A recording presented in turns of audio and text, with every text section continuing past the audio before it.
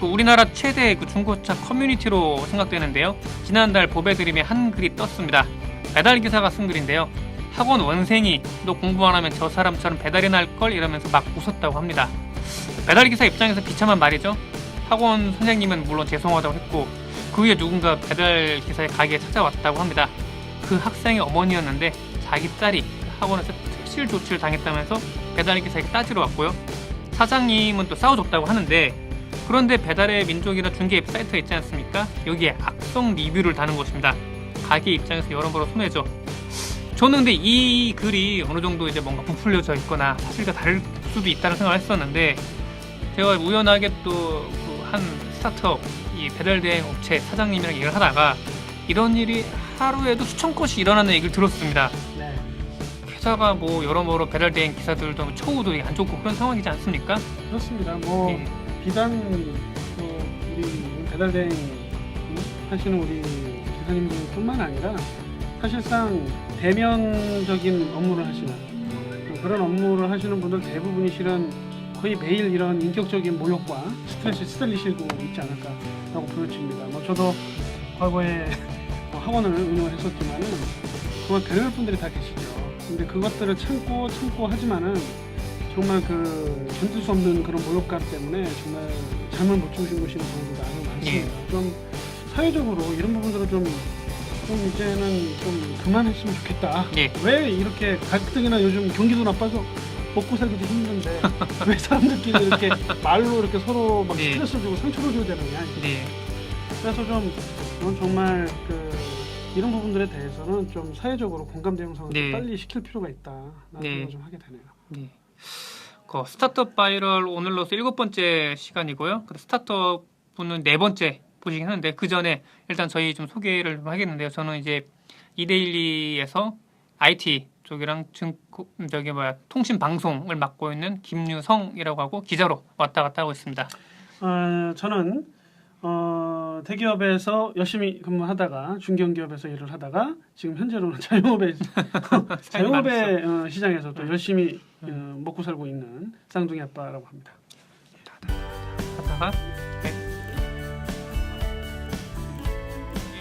오늘은 그 메시코리아라는 배달대행 우리나라 대표적인 배달대행 스타트업이라고 할 수 있는데요.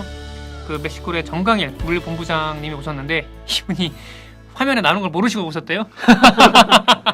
예, 그 소개 부탁드리겠습니다. 안녕하십니까. 저는 그 메시코리아에서 물류를 책임지고 있는 물본부장 정광일이라고 합니다. 그 메시코리아는 지금 이륜차 쪽에서 그 전체적인 생태계를 지금 만들고 있는 물류 플랫폼 비즈니스를 하고 있는 스타트업이라고 보시면 되고요. 그 이륜차 쪽에서는 그 광역킥과 그다음에 배달 대행 쪽의 업무를 대행을 하는 그런 서비스를 지금 만들어서 운영을 하고 있다라고 보시면 됩니다.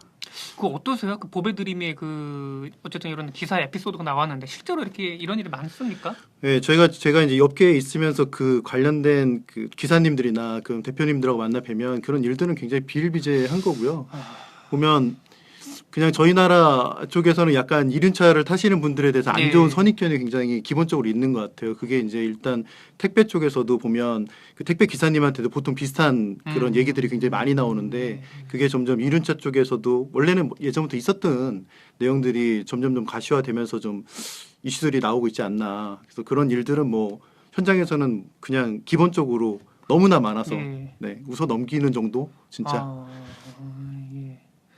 요 보면은 뭐 일단은 가정교육의 문제로도 볼 수 있기는 하겠지만은 예, 우리 사회 전반적으로 아까 말씀하신 대로 어쨌든 배달 대행, 배달 기사에 대한 인식이 아직도 낮다라는 생각이 깔려있는 것 같은데 그래도 메시코리아라 스타트업이 어느 정도 이제 배달업에 대한 산업화, O2O화를 시켜놓지 않았습니까?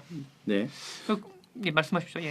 그래서 저는 그 기본적으로 이제 물류 쪽 시장 자체가 그러니까 배달도 마찬가지 물류 쪽 시장 자체가 굉장히 업계 사회적으로 좀 인정받지 못하고 있는 게 좀 문제라고 생각이 들고 그 부분에 이륜차 쪽에서는 특히 옛날부터 선입견이 너무 크다 보니까 그 부분을 좀 산업화 그러니까 거의 보면은 비산업화되어 있죠. 그래서 산업화로 좀 끌어올리고 싶은 욕심을 가지고 있고 그런 역할들은 이제 스타트 메시코리아에서 하고 있다라고 보고 있고 그런 대변적인 역할을 좀 해야 된다고 생각을 하고 있습니다.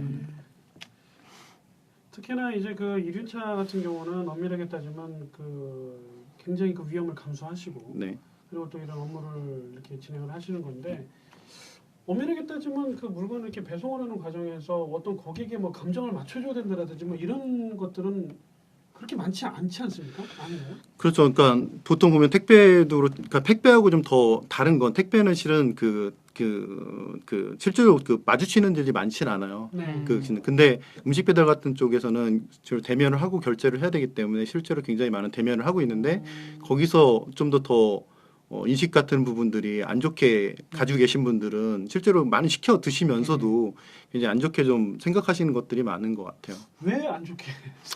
근데 기본적으로 이제 옛날에 선입견들 뭐 진짜 이렇게 얘기하면 그렇지만 그냥 짜장 배달이라는 그리고 뭐 약간 좀 가출한 친구들이 네. 이륜차를 탄다는 옛날에 그냥 막연한 선입견들을 네. 가지고 계실 네. 거예요. 근데 실제로 이 업계에 들어오다 보면 일을 하면 실제로 그런 건 진짜 옛날 말이고 지금은 정말 전문 영역으로서 산업화가 돼가고 있는 네. 시점이거든요. 근데 그게 이제 너무도 옛날에 그런 선입견들이 너무 그냥 각인되어 있지 않는가 소비자들한테 일반 고객들한테 그게 좀 너무 큰 거라고 좀 생각을 합니다. 그럼 요새 그러면 배달 기사 하시는 분들 네. 그럼 대체로 어떤 분들이 좀 많이 하시나요? 요즘에는 예전에는 뭐 진짜 10대, 20대 뭐 초반 분들이 그냥 소위 네. 가출했거나 이런 식으로 하지만 지금 같은 경우는 그쪽 영역의 연령대도 굉장히 높아지고 있고 점점 전문 영역으로서 이쪽 그 배달에 대한 업무를 전문적으로 하시는 분들이 굉장히 늘어나고 계세요. 그리고 그 부분이 옛날에는 그냥 어떤 음식점에 소속돼 가지고 네. 그냥 그 음식점에서 배달을 했다면 이 부분이 점점 택배처럼 네. 산업화가 돼가지고 아예 사업화가 돼가지고 점점점 그 고도화가 되고 있거든요. 그러다 보니까 전문 영역으로서 좀 더 고도화되고 있는 거죠. 실제로 그 안에 들어가서 운영하고 있는 시스템도 그냥 여러분들이 전화하면 그냥 영수증 가지고 배달하는 것처럼 보이지만 그 안에서는 굉장히 IT적으로 움직이고 있다는 네. 사실도 좀 모르시고 계실 거예요. 일단은 그 사업 서비스 모델이 그러니까 뭐 중개 네. 모델 아닙니까? 이게 네네. 그러니까 콜이 들어오면 그 콜을 그 근방에 있는 기사한테 전달해 주는 그런 역할을 하는 것 같긴 한데 그 얼마 전에 KBS에서 뉴스가 나왔어요. 그 네. 배달 대행 기사에 대한 인권 뭐 얘기하면서 이들이 그 시간에 쫓기는 어쨌든 많이 하면 많이 할수록 어쨌든 수를 많이 버는 네네. 거니 그러다 네네. 보니까 사고의 위험성이 많이 노출돼 있다. 네. 뭐 이런 식으로 많이 얘기 나와 있는데 이 부분에 대해서 어떻게 좀 생각을 하시나요? 예전에 한번 기억하실지 모르겠지만 그 어디였죠? 그 어느 피자 쪽에서 예. 20분 안에 뭐 배송해야 되는 그런 속도전 때문에 네. 한번 사고가 나서 큰 사회적으로 이슈가 된 적이 있었어요. 근데 그런 부분 이후에 그 시간 이후에는 좀 그런 빠름이라는 부분들이 좀 약해진 것 같긴 해요. 그래서 좀 더 정확하고 뭐 진짜 건당 배송 비용으로 해가지고 하는 건 맞지만 그게 빠름만 요구하는 그런 그 상황은 조금 좀 덜해졌고 네. 어떻게 보면은 그런 정확한 게 루트를 통해 가지고 좀 많은 운영을 할 수 있게끔 그런 식의 구조로 지금 되어 있어서 예. 너무 속조전 가지고 빠르게 뭐 무조건 뭐 20분 안에 배송 안 하면은 뭐 큰 문제가 생기고 이런 식의 정도의 인식은 아니고 어느 정도 그 구조에 맞게끔 자리 잡아가고 있는 예. 상황이에요.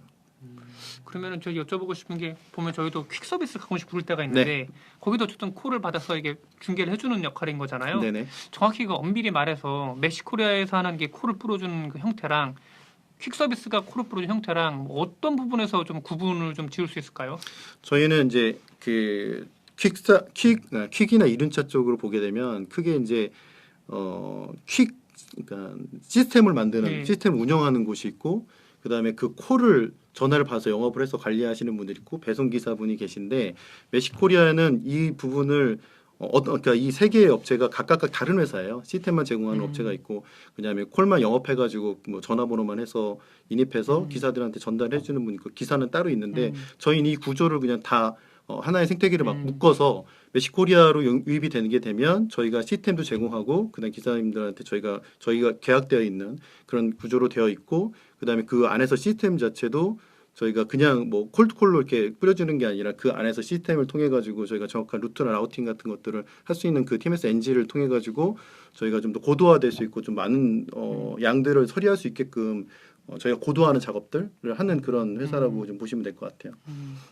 현재 그 몇 분 정도의 기사님들이 좀 계약이 좀 돼 있나요? 저희가 이제 전체 전국적으로 한 10,000분 정도의 기사님 좀 되어 있고요. 전체 시장이 그렇다고 해도 더 많은 분들이 되어 있어요. 근데 그게 정말 이렇게 집계가 안 될 정도로 많은 분들이 이 업계에 지금 많은 종사를 하고 계시고 전문적으로 그 업만 뭐 10수년 동안 하신 분들도 굉장히 많이 계십니다. 네. 저희가 그 이륜차 배달업에 대한 생각 편견 중에 하나가 이분들이 생계형이고 네. 되게 좀 저소득층일 거라는 어떤 편견을 갖고 있는데 네. 제가 예전에 유정범 대표님이랑 인터뷰를 할 때 그렇지 않다. 네, 네. 이분들도 고소득을 올리시는 분들도 계중에 계시다라고 네네. 들었어요. 네네. 이게 그러니까 어쨌든간 멕시코리아가 만드는 생태계 안에서 구현이 된 거라고도 볼 수 있는 거죠, 이게요. 그러니까 저희 쪽으로 좀 더 이제 고소득 하신 분들도 있겠지만 그 산업군 자체에 저희가 알지 못하게 고속자분들도 많이 계세요. 라이더 분들도 실제로 생각하시는 것보다 그 기사에도 아마 나왔을 건데 실제로 저희 그 분이 버는 금액이 뭐 남들보다 적지 않는데도 사회적으로 편견으로 지금 안 좋게 생각할 뿐인 거지 실제로 생각하시는 것보다 되게 많이 버시다고 생각할 수도 있어요. 그냥 얼마큼이 많고 적음인지는 잘 모르겠지만 근데 그 생태계가 점점점 이제 물량이 몰리면서 좀 외주화되면서 그 금액, 그러니까 매출들이 높아지고 있는 거죠.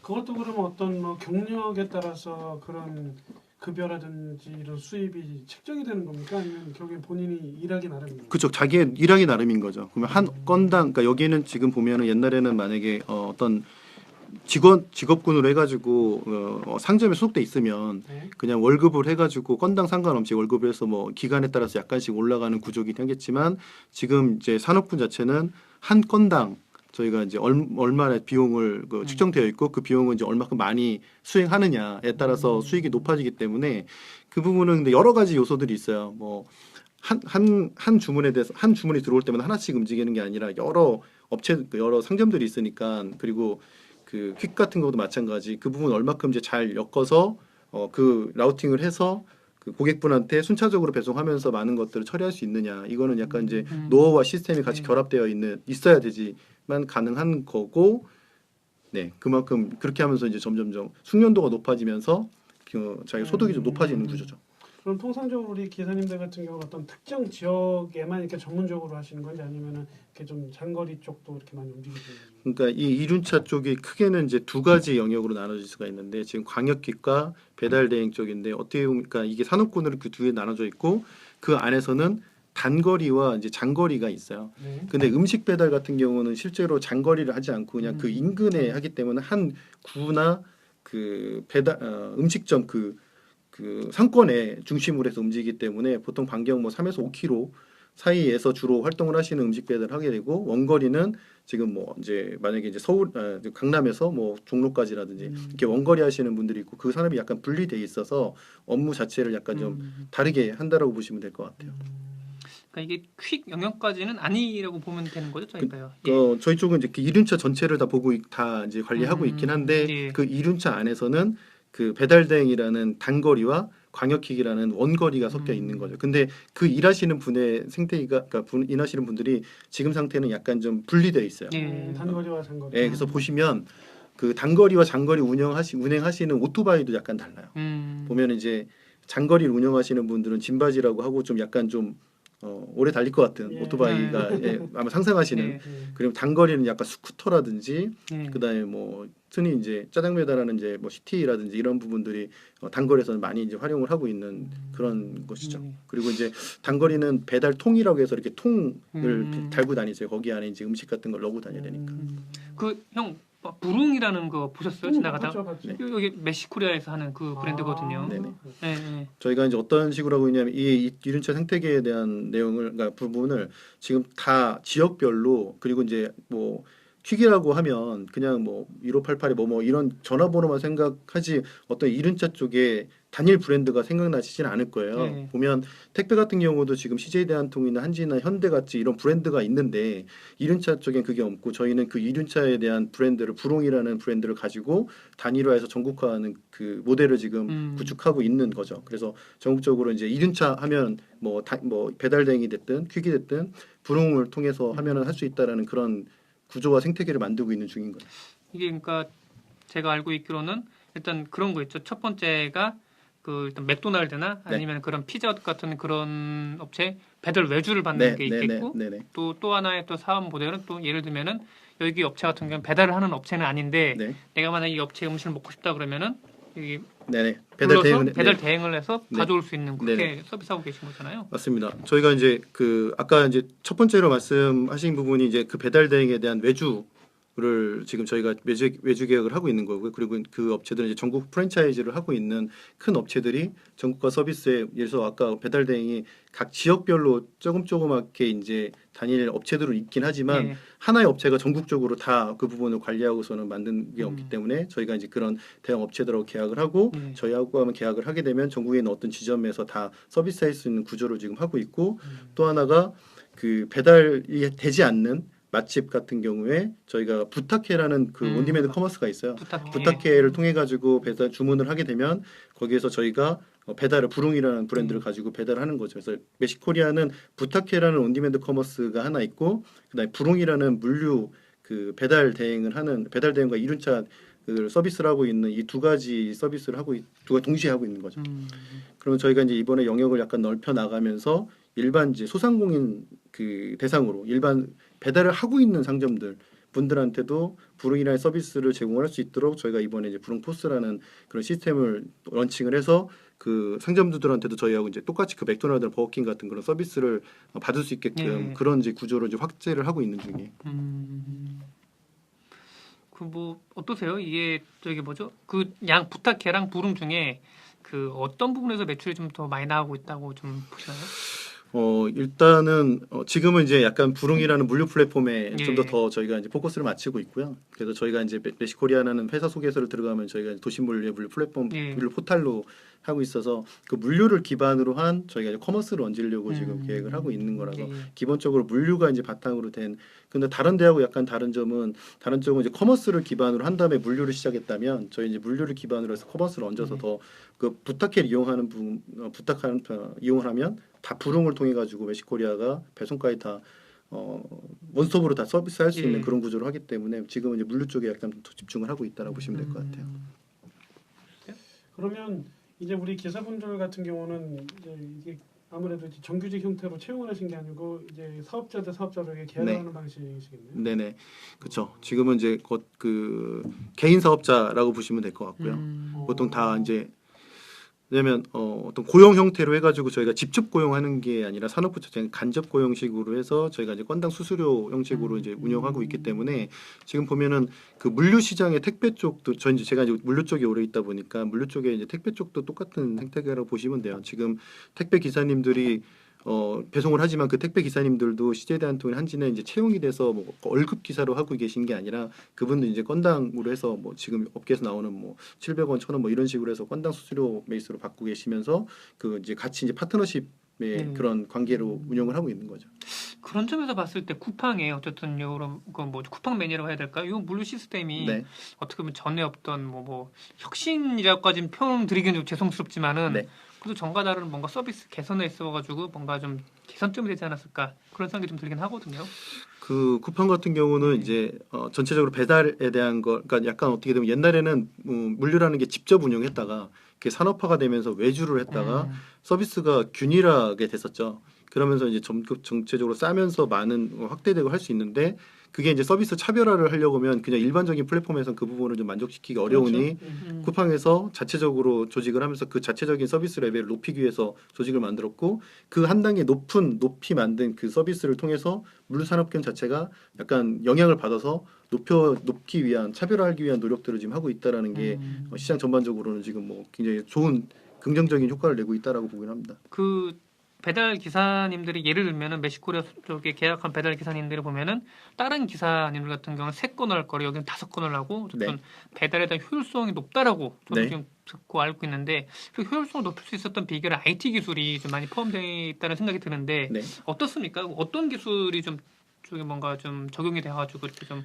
개선이 됐나요? 저희가 이제 일단 그 물량을 많이 넘기 위해서는 이제 두 가지 정도가 포인트가 있는데 일단 물리적 관점으로 봤을 때는 결국 한 그 지역 안에 얼마큼 밀도 있게 물량이 늘어나느냐에 따라서 더 많은 물량을 실을 수 있고 한 번에 움직일 때 많은 물량을 차고차고 갈 수 있는 그 라우팅에 따라서 할 수 있느냐가 관건이고 그 안에서 그 루트를 어떻게 짜주느냐가 되게 중요한 것 같아요. 그러니까 사람이 인지해가지고 하나씩 그 선택해서 하는 경우도 있고 그 다음에 예를 들어서 뭐 이 구역 안에 뭐 수십 개의 주문이 한 번에 막 음식 배달 같은 경우는 점심하고 저녁 때 순간적으로 피크가 늘거든요. 그럼 쭉 물량이 나오는데 그 중에서 이제 어떤 것들이 순서대로 했을 때 쭉 갔을 때 한 번에 실고 배달 해가지고 했을 때 가능한가를 이제 보여줬을 때 그 부분을 더 많은 부분 살 수 있겠죠. 왜냐하면 한 포인트에서 포인트 움직이면 뭐 30분에 하나씩 할 수 있는 걸 2개, 3개를 얹어서 가게 되면 그게 이제 30분에 2개, 3개가 될 수 있으니까 실제로 많이 할 수 있는 구조. 그러니까 그런 식으로 좀 더 그 기술력에 대한 것들을 계속 고도화해야 되는 게 저희 숙제라고 보고 있고요. 그다음에 그 안에 이제 지역 안에서 더 많은 물량을 밀도 있게 할 수 있게끔 만들어주는. 그래서 이제 그게 저희가 대형 클라이언트들, 뭐 대형 이제 프랜차이즈 상점들이 중간에 그 지역에 만약에 지금 그 종로구라고 하면 그 종로구 안에서 여러 가지 이제 저희가 이제 큰 화주들이 있고 또 소상공인 그 화주들이 막 있을 때 그 안에서 밀도가 높아지니까 주문 들어오는 횟수도 많고 그다음에 거기서 많이 이제 순차적으로 갈 수 있는 구조가 되는 거죠. 택배 같은 경우도 결국은 얼마나 차에다 적재를 한 번에 많이 실려갔다가 결국 얼마큼 더 많이 비용을 그러니까 더 많이 효율적으로 하면서 비용을 절감하거나 많은 수익을 낼 수 있느냐가 가장 포인트인 것처럼 이 배달업도 마찬가지예요. 근데 1톤 차량처럼 뭐 200개씩 실을 수는 없지만 그래도 그 통 안에 두세 개씩 실고 나가야지만 좀 더 많은 배송을 할 수 있는 거죠. 그냥 한 번에 하나씩만 싣게 되면은 더 비용 시간이나 비용이 좀 많이 들겠죠. 하긴 예전에 저도 택배 알바할 때 어떻게 해서 많이 좀 실으려고 노력했던 것 같아요. 동선 짧게 하고 그런 걸 머릿속으로 했다면 지금 어쨌든간 뭔가 기계적, 뭔가 컴퓨터적으로 하는 네네네. 거잖아요. 그래서 저희가 이제 그 실은 이게 사업적인 내용이 그 안에서 지금 부릉이라는 그 시스템 오퍼레이팅 시스템 생태계가 있고 그다음에 부탁해 온디맨드가 있다면 실은 또 하나의 영역이 있긴 해요. 저희가 이제 그 엔진에 대한 그 사업 부분이 따로 있어서 그 TMS 이제 저희는 TMS 그 부릉 엔진이라고 그러는데 그 안에서 그 알고리즘에 대한 부분들만 따로 해서 이제 사업 그 다른 그 TMS를 가지고 있는 또 배치할 수 있는 그쪽에다 저희가 납품하는 것까지도 사업 영역이 있기 때문에 이쪽을 계속 고도화하는 작업들을 하고 있죠. 그럼 최초에 이거를 이렇게 처음에 시작할 때부터 이렇게 많은 기사분들하고 이렇게 제휴를 하진 않으셨을 그럼요. 텐데 그렇지 않습니까? 네. 처음에 그 초기 스타트를 어떻게 시작하셨나요? 처음에 이제 제가 이제 처음부터 참여하지 않지만 계속 이제 그 내용들을 이렇게 그러니까 같이 내용을 들어보면 처음에는 이제 지금 이 부릉이라는 그 서비스를 만들기 위해서 그 저희가 시장에 이제 그 약간 점점이 움직이고 있는 그 업체들 기사님이나 대표님들을 1대1 대면해가지고 저희하고 이제 제휴를 하시죠라고 이제 했었는데 실제로 뭔가 가시화되는 게 없으니까 굉장히 힘들었죠.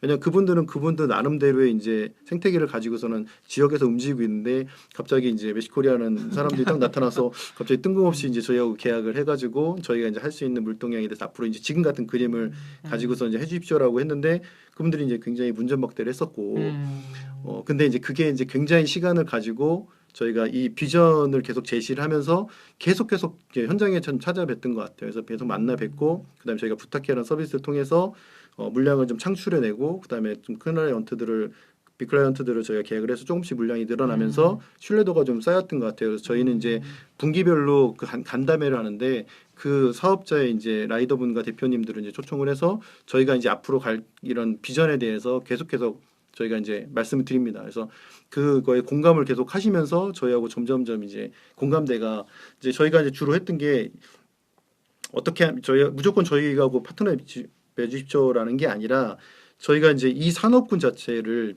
그러니까 비산업군으로 되어 있는 거 산업화로 저희가 이제 올라가면서 저희가 그 앞에서 대변을 하겠습니다. 그럼 저희가 그 부분 부족한 부분 시스템이라든지 아니면 좋은 물동량을 저희가 계약을 하는 역할을 해서 저희가 이 부분을 같이 공생할 수 있는 여러분들이 굉장히 힘들어하고 있는 이제 보험적인 왜냐하면 그 지역 전국적으로 굉장히 많은 기사님들이 몇십만 기사님들이 계시지만 그 기사님들이 한 분 한 분 해가지고는 뭔가 해결할 수가 없거든요. 그래서 거기에 보험 쪽에 관련된 부분 해결이 되셨습니까? 해결이 되지 않죠. 왜냐하면 지금 보면은 약간 그 얘기를 하면 기사님들 지금 이륜차 업계에는 종합보험이 안 돼요. 불가능합니다. 네, 그러니까 책임보험밖에 불가능하죠. 안 되죠. 네네. 지금 책임보험밖에 안 돼도 책임보험도 엄청나게 비싸죠. 보통 보면은 보통 200에서 뭐 300 사이인데 보통 저희가 신차를 사더라도 200이 안 되는데 오토바이 가격보다 네, 오토바이가 보통 그냥 저렴하게 그냥 일반적으로 쓸만한 오토바이가 뭐 100에서 150 정도 하는데 그 보험료만 200에서 300 정도 한단 말이에요. 책임 보험만. 근데 종합보험은 500 뭐 하는데 근데 거기 500이라고 해도 들지도 못하고 1년에.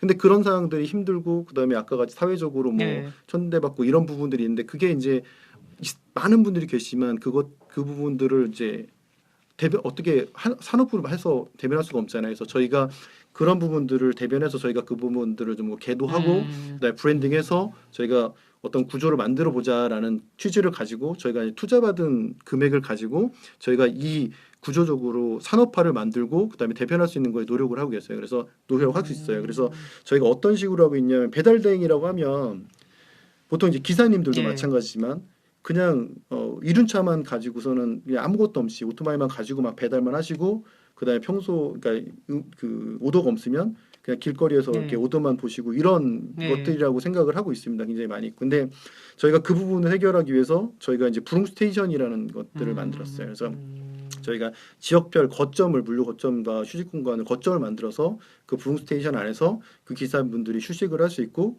그다음에 물류적 거점으로 저희가 활용할 수 있는 이제 융합적인 이제 부릉 예. 스테이션이라는 걸 만들어서 제공해 드리고 그다음에 저희가 이제 부릉이라는 브랜드를 만들고 그다음에 오토바이도 부릉이라는 브랜드 만들어서 점점점 뭔가 이렇게 전문화될 수 있는 실제로 이 산업군 자체가 전문화되어 있지만 그게 이제 보여지지가 네. 않는 거죠. 그래서 저희가 그거를 수면 위로 계속 끌어올리는 작업을 하고 또 이제 한편으로 풀지 못하는 보험 부분에서 예. 저희가 이제 저희 메시코리아 이제 여러 가지 루트를 통해서 이제 대표님도 그렇고 저희도 다 해서 네. 뭐 여러 가지 뭐 국토부도 그렇고 어디든 다 해서 저희가 보험 종합보험을 해결해 나가기 위해서 어떤 식으로든 굉장히 많이 노력을 하고 있거든요. 그래서 저희가 그런 대변해서 산업군 자체를 끌어올려서 전체적으로 전문적 구조를 예. 만드는 역할을 저희가 하겠다. 그리고서 실질적으로 기사님들과 대표님들은 실제로 그 오퍼레이팅의 운영에 대한 부분들을 잘 수행해 주시고 역할을 예. 좀 나누시자.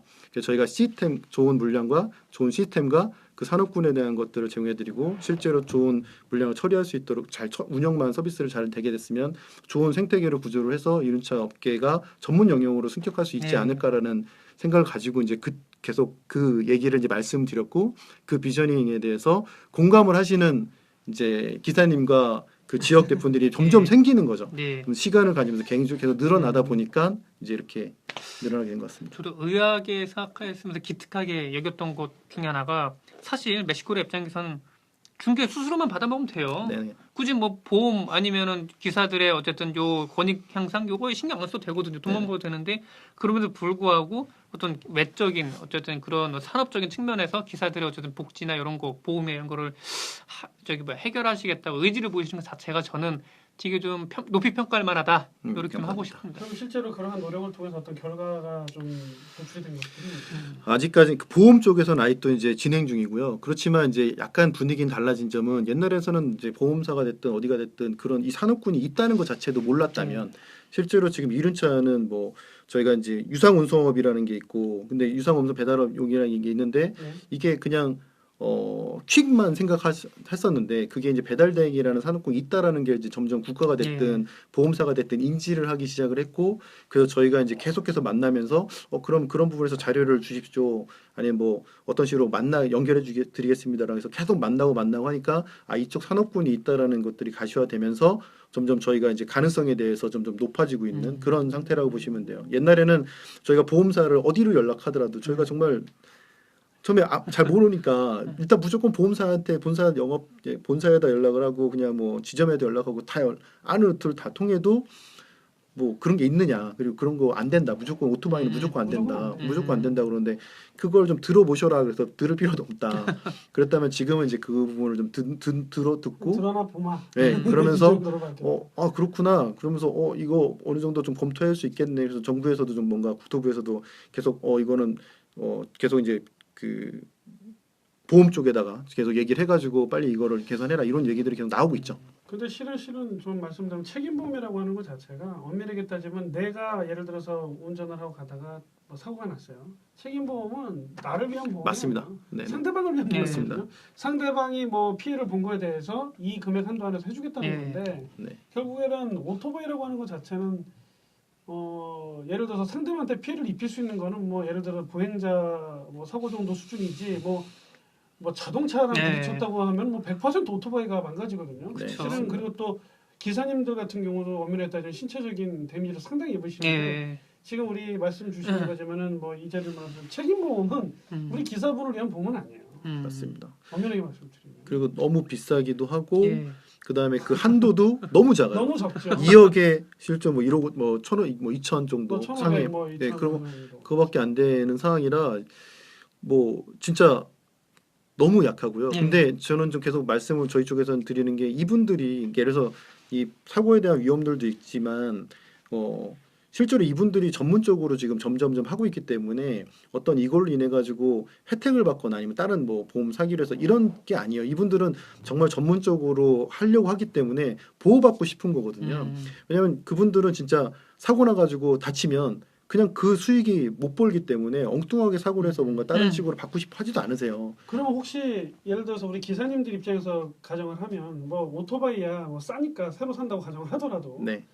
그분의 어떤 신체적인 문제들에 대해서는 산재 쪽으로는 어떻게 안 알아보셨습니까? 산재 쪽도 지금 같이 지금 알아보고 있는 거죠. 그러니까 저희가 지금 산재 저희가 이제 그 크게 보험 쪽과 이제 산재 둘 다 마찬가지인데 그쪽도 둘 다 지금 알아보고 있는 거고, 그러니까 그쪽 다 하기 위해서 저희가 하고 있는 거고, 근데 이제 산재 쪽보다는 그 산재 같은 경우는 좀 약간 좀 말 못할 뭐 약간 충분히 납득을 네, 합니다. 그런 게 좀 있어요. 말 못할 게 뭐를 해줘도 실은 뭐 저도 말씀을 드리면 모든 대부분의 기업주분들이 산재는 어쩔 수 없이 들어야 되지만 산재를 처리하는 문제는 또 다른 문제거든요. 아 그래요? 어떤 문제인데요? 일단 기본적으로 이제 여기서 말씀드리면 우리 뭐 제가 이제 관리를 했던 제조업체 분들을 사례로 들면 사고가 나지 않습니까? 네. 조그만 것들은 산재 처리를 합니다. 뭐 조금 다쳤어, 뭐 타박상이야 이 정도는 큰 무리가 없는데 예를 들어서 장애율이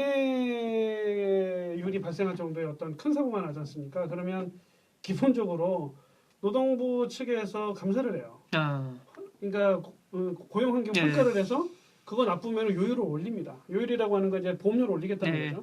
그리고 또 하나는 대표이사가 그거 관련된 안전교육을 계속 또 받아줘야 돼요. 그리고 정기적으로 고용노동부에서 나와가지고 감사를 해요. 그러니까 사장님들 입장에서는 굉장히 골치 아픈 거예요. 특히나 뭐 여기는 뭐 구조적으로 좀 이거 배치를 좀 바꿔야 된다, 리스크하다.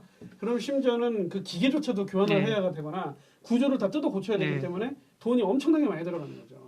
그러니까 이제 산재라고 하는 거는 하기는 하되 웬만하면 그냥 내가 돈 얼마 줄 테니까 이거 합의하자 하는 합의 처리를 하는 게 많은 거고 아마 뭐 말 못한 말씀을 하신다는 거니까 이거는 뭐 산재를 가입을 했다 하더라도 처리를 하려고 하면은 대부분이 아마 개개인별 사업자로는 상당히 영세할 텐데 그걸 감당해내지 못할 가능성이 크다는 생각이 좀 들어요. 그 쌍둥이 아빠 SJ님이 물 맞는 고기처럼 이렇게 하시는데 예전에 이번 예. 저도 뭐 얘기를 말씀드렸으니까. 일단 뭐 저희 쪽 그런 부분보다는 어쨌든 그 좀 계약 관계도 그렇고 산재에 대한 그러니까 저희가 그래서 어떤 식으로 산재가 됐든 종합보험이 됐든 그 부분을 풀어가지고 뭔가 환경적으로 계속 보호막을 만들 수 있는 역할들을 좀 하기 위해서 계속 지금 뭐 노력을 하고 있는 중입니다. 실은 뭐 이거랑 비슷한 고민을 하셨던 데가 이제 대리운전 쪽. 그렇죠. 또 이제 대리운전은 좀 그렇지만 실은 택시 기사분들도 그래서 아마 뭐 화물차나 이런 분들은 공제를 맞습니다. 받으셨거든요. 네. 그래서 저희가 이제 공제나 이런 부분도 계속 공제나 이런 것들 알아보고 있는데 굉장히 그것도 법제적으로 굉장히 까다롭더라고요. 저희가 여러 각도에서 금액도 많이 들긴 하지만 금액을 떠나가지고 그 조건 자체가 저희 조건가 너무 까다로워서 조건이 어떤 게 있나요? 일단은 그 정부에서 뭔가 그래서 그 기업에 대한 여러 가지 평가를 해서 그게 그러니까 지금 뭐 여러 가지 공제가 있잖아요. 군대도 그렇고 지금 뭐 공무원도 그렇고 선생님도 그런데 그게 그 이상은 나오지가 않아요. 허가가 안 나는 식으로 되어 있고 금액도 수십억이 거기에 이제 일단은 기본을 넣어놔야 되니까 돈도 엄청 처음에 일단 넣어놔야 되잖아요. 그러니까 저희 이제 그렇게 많지 않은 셋업에서는 아무래도 좀 부담스럽긴 하죠. 멕시코레아가 한 카카오 정도만 됐어도 대리기사라는 그 불가능한 어떤 보험도 어쨌든 간에 그 카카오의 힘으로 어쨌든 간에 해내지 않았습니까? 근데 그게 이제 카카오 대리운전 쪽 그래서 저희가 굉장히 많이 그쪽으로 좀 벤치마킹 하고 있는데 저 아무래도 그 살인차인데 이륜차는 무조건 그냥 뭐가 됐든지 간에 뭐 제재가 좀 강하긴 해서 기본적으로 보험의 약관 안에 이륜차 부담보 약관이 있어요. 저희가 그 보면 그 개인 상해보험 같은 경우도 들어보시면 보통 들으려고 보면 오토바이 타세요 물어봐요. 그래서 오토바이 탄다 그러면 가입이 안 되거든요. 오토바이로 인한 거는 아예 부담보라는 조건 하에서 개인 보험을 들게끔. 저는 그 저기 기자들 중에서 카카오 출입 기자들 중에서 유일하게 카카오의 대리기사 보험에 대해서 파고 들어간 기자 중에 하나가 저이긴 한데 제가 궁금한 것 중에 하나가 카카오의 대리기사 보험 같은 건당 보험료 선정 방식으로 네. 돼 있다고 하는데 여기도 건당 보험료 선정 방식을 적용하면 되지 않을까? 그렇죠. 저도 그런 생각을 했었는데 네. 현실적으로 뭐 안 되는 그런 부분이 좀 있는가요? 아니, 그런 것도 보험사하고도 약간 얘기를 했었던 게 있고요. 근데 그런 사례들이 좀 많지가 않아서 일단은 이런 사례가 이제 다 사륜이나 다른 쪽으로 얘기를 했지만 실제로 이륜이라는 걸 들어가면 그냥 뭐 이런 여러 가지 예. 뭐 그런 조건도 있고 저런 조건도 있고 다 있지만 이륜은 뭐 기본적으로 평균상 안 예. 돼요. 네. 그 실제 사고율이 어느 정도 좀 되나요? 저희가 사고율이 저희 쪽 그 플랫폼 안에서 들어와 있는 사고율은 실제로 굉장히 미비합니다, 진짜. 저희가 뭐 0. 몇 % 정도밖에 안 되는 실제로 왜냐하면 또 배달대행 같은 경우는 이 장거리가 아니라 단거리로 해서 이렇게 움직이니까 사고율이 그렇게 또 크지 않고 그리고 cc가 작아요. 지금 보면은 100cc, 100cc 이하나 125cc 사기 때문에 그 부분이 진짜 굉장히 속도를 내 가지고 아니면 정말 먼 거리를 가 가지고 가다가 뭔가 차량을 부딪히고 이런 거보다는 그렇게 사고율이 이렇게 많지는 않은. 혹시 외국계 보험 쪽하고는 컨택해 보는 경우가 있으세요? 외국계 보험 쪽하고 최근에 외국계 보험 쪽하고 컨택을 좀 해보라는 얘기가 있어서 그쪽 통해가 국토부 통해 가지고 지금 외국계 쪽하고 좀 얘기를 좀 접촉을 하고 있는 중입니다. 실질적으로는 이제 국내 같은 경우는 저도 이제 보험사에서 있었지만은 큰 보험사에 있었죠. 근데 이제 기본적으로 뭐 저도 실은 요 방송 때문에 보험사 한 5군데 정도 전화를 했습니다. 전화를 해서 물어봤어요. 그랬더니 기본적으로 통계가 걔네들이 없어요. 그러니까 맞습니다. 그 네네. 요율을 뽑아낼 통계가 걔네들이 있으면 지네들이 맞습니다. 뭐 뚝딱뚝딱 뭐 해놓고 이제 검토를 할 텐데 아예 그쪽 관련돼서는 그동안 아예 부담목 들지 마 이래 놓고 아예 그 통계 자체를 닫아버렸기 때문에 그 걔네들 자체가 상품을 만들려고 하려고 해도 마음을 먹고 한번 고민해 보려 해도 허용하는 통계가 부족해서 당장 가시권이 되지는 않을 것 같거든요. 그래서 이제 오히려 그거랑 상관없는 해외 쪽에 뭐 재보험사를 통한 네네. 특종보험이나 이런 쪽으로 진행을 한다고 가정을 하면은 가능성이 그나마 좀 있지 않을까라는 생각이 좀 드네요. 그 본부장님이 그 우리 쌍둥이 아빠 SJ님한테 컨설팅을 받으셔도 될 그리고 것 같은데요. 그래서 저희 쪽 그 외국계 보험 쪽 말씀하신 그런 예. 내용이 있어서 외국계 보험 쪽 조금씩 접촉을 좀 하고 있고요. 네, 그래서 어떤 식으로든 풀어보려고 다각도로 지금 그래서 저희 쪽 이제 본부 안에서 그 보험만 담당하는 친구가 따로 있어요. 여러 다른 것도 업무를 하지만 너는 보험에 대한 것들을 무조건 파고 들어가지고 뭔가 해결책을 찾아내라. 그래서 그 친구는 뭐 오토바이 보험약관 다 읽고 업체 다 만나고 뭐 이런 식으로 해서 계속 뭐 국토부 얘기 나오면 계속 접촉하고 이런 식으로 해서 아예 그냥 전담으로 하고 있는 저는 분이십니다. 실은 제 지인도 뭐 저도 알아보니까 이 부릉 쪽에서 이렇게 일을 하고 있더라고요. 기사로서 일을 하고 있더라고요. 그러니까 저도 되게 이거는 저도 한 몇 년 전부터 관심 있게 계속 이제 커뮤니케이션을 해왔던 분야다 보니까 굉장히 좀 잘 됐으면 싶은 마음이 큽니다. 저도요. 좀 보험사 입장에서도 뭔가 이 이륜차에서 새로운 보험 상품 나타난다고 하면 새로운 시장이 또 나오는 거 아닌가요? 그건 그러한데 지금 그 소위 말하는 편견의 벽을 넘으려면 제가 생각할 때는 상당한 수준의 그 리저너블한 통계치를 가지고 싸우는 거. 근데 이제 국내사로 하면 아무래도 좋겠죠. 근데 이제 예를 들어서 뭐 외국계 어떤 특종이나 이런 걸 통해서 했는데 거기가 손해율이 한 2년 동안 너무 좋았다. 만약에 그렇다 그러면 국내사가 달려들겠죠. 근데 이제 그러한 리저너블한 통계치나 그런 히스토리를 이제 우리가 만들어내는 게 또 엄밀히 따지면 우리 메시코의 숙제가 되는 것이죠. 그래서 저희가 이제 그 시스템에 좀 집중을 하는 이유가 그 시스템 안에서 저희가 사고나 이런 데이터에 대한 것들을 계속 좀 누적을 해서 관리를 하고 있으니까 그 안에서 어떤 그 기사분들이 얼마나 단거리로 움직이고 있는지 그다음에 어떤 뭐 사고가 났을 때 왜냐면 사고가 나게 되면 그분이 이제 운행은 안 하시잖아요. 저희가 이제 그 지역적 담당자가 있기 때문에 알고 있고 그렇기 때문에 그런 것들이 쌓이다 보면 좀 더 가능성들이 높아지지 않을까. 지금 당장은 벽이 높지만 저희가 이제 좀 계속 순차적으로 두드리다 보면 언젠가 해결되지 않을까. 그래서 그 해결되는 큰 역할을 저희가 좀 하면서 산업군에 대한 게 같이 좀 산업군화 된다고 하면 너무 다 좋은 특히나 뭐 책임보험은 문제가 아니거든요. 제가 생각할 때는 책임보험의 문제가 아니고 실질적으로 우리 자기 신체에 대한 피해를 보상을 받는 상품이 빨리 좀 나와야 될 것 같습니다. 지금 뭐 말씀 주신 것처럼 수십만 명의 기사분들이 그 아무런 네. 그 안전장치 없이 지금 일을 하고 계신다는 거죠. 그 제가 기초적인 질문, 그러니까 보험에 대한 지식이 없는 상태에서 여쭤보겠는데 보면 저 블랙박스 영상 같은 보면은 네. 이륜차 몰고 다니시다가 배달하시다가 넘어지시거나 아니면 차에 치여가지고 굴러가서 크게 네. 다치신 분들 계시거든요. 아, 그럼요. 네. 아주 많으세요. 그런 분들의 그 부상에 대한 병원비 이거는 어디서 나오는 건가요? 이게 가해자였을 때 가해 차량에선 나오죠. 그게 가해했을 때는 가해 차량이 예. 그 차가 이제 가해했을 때 그렇게 나지만 이제 만약에 반대쪽으로 사고를 낼 수 예. 있잖아요. 뒤에서 예. 받을 수도 있고 그리고 넘어질 수도 있고 이런 부분에서는 이제 하나도 배상을 못 받는 보호를 못 받는 구조인 거죠.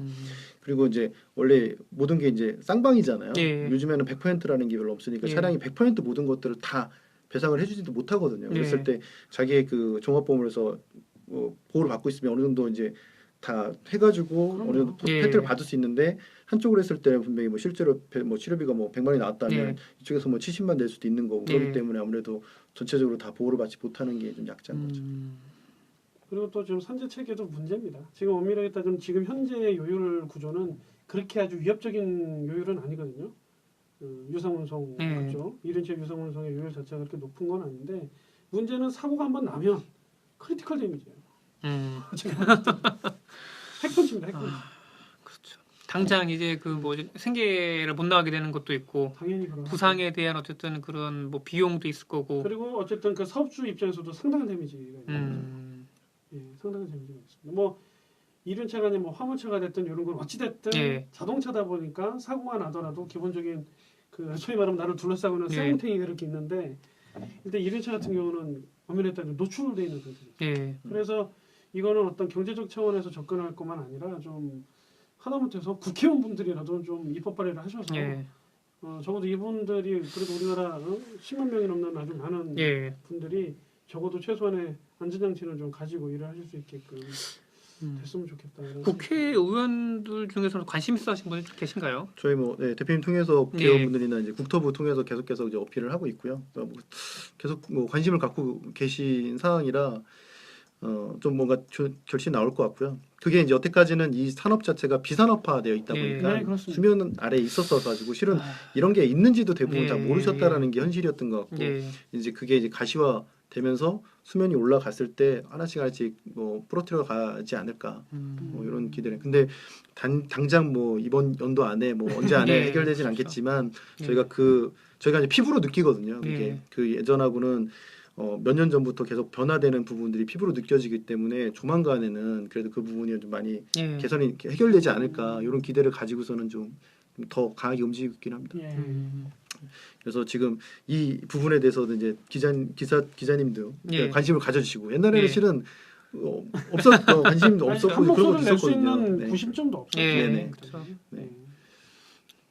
그러면 지금 현재 우리 메시코리에서 파악하고 있는 그런 오토바이를 통한 이륜차 운전 기사분들이 대략 전국적으로 몇 분 정도 계신다고 보죠? 저희가 지금 그 배달 대행 쪽에만 20만, 그다음에 퀵 쪽에 10만 정도를 보고 있어요. 실제로 저희가 한 30만 정도 전체적으로 이런 저희가 그게 대략적인 집계고 뭐 더 많을 거라고 생각을 합니다, 실제로. 보시면 정말로 아침에나 그러니까 왜냐하면 저희가 일반 상품 이 산업군 자체가 택배 쪽도 예. 우체국 쪽 분들도 택배나 우편이나 이쪽으로 그럼요. 배송을 하시고 네. 그다음에 뭐 음식 배달은 말 못하면 더 할 거고 예. 그다음에 지금 퀵 쪽도 그렇고 근데 요즘에 좀 더 그러니까 좀 더 저희 관심을 갖는 건 음식 지장이 예전에는 그 배달민족 이런 부분들이 또 나왔잖아요. 그런 옛날에 짜장면도 있었지만 네. 점점 음식 배달이라는 시장 자체가 커지고 있어요. 음. 그러니까 배달 대행이 아니라 예. 음식 왜냐면 예전 같은 경우는 그냥 기본적으로 음식 배달하면은 짜장면, 짬뽕, 뭐 예, 피자, 예. 뭐 통닭 정해져 이거였다면 있었으니까. 근데 지금은 너무도 배달할 수 있는 것들이 많아지고 있어요. 그게 예를 들어 저희 같은 경우는 이제 CU와 제휴를 해가지고 하고 있는데 편의점 물건도 배송을 받을 수 있고 예. 그다음에 저희가 어떤 레스토랑 같은 지금 빕스라든지 네. 그다음에 저희가 뭐 그런 떡볶이는 옛날에 했었고 그런 빕스라든지 좀 고급 레스토랑 음식까지도 배달을 해드려요. 예. 그런 부분처럼 이제는 뭐 저희가 이제 시장이라든지 마트 쪽하고도 얘기를 하고 있는데 점점점 그 배달할 수 있는 상품군들이 많아지고 고객은 이제 그러니까 편리하게끔 하려다 예. 보니까 이 시장 자체가 지금 있는 음식만 가지고도 이 정도인데 이 볼륨 자체가 배달하는 그 자체가 늘어난다면 그 산업 자체는 더 커질 수밖에 없는 거죠. 이게 이커머스 쪽에서도 택배가 그러니까 양게 같은 관계인데 이커머스가 성장했기 때문에 택배가 성장했고 택배가 뒷받침돼 있었기 때문에 이커머스가 성장을 예, 했었던 예. 거거든요. 근데 음식 배달 같은 경우도 실질적으로 지금 배달 인프라가 있고 그 외에 이제 그 맛집 같은 것들이 옮겨쓰면서 또 이 산업군들이 더 많아지고 예. 하고 그래서 요즘 어떤 현상이 좀 생기냐면 옛날에는 그냥 음식점을 차린다고 하면은 그냥 로드샵에 차리시잖아요. 어떤 그 중심 상권에. 네.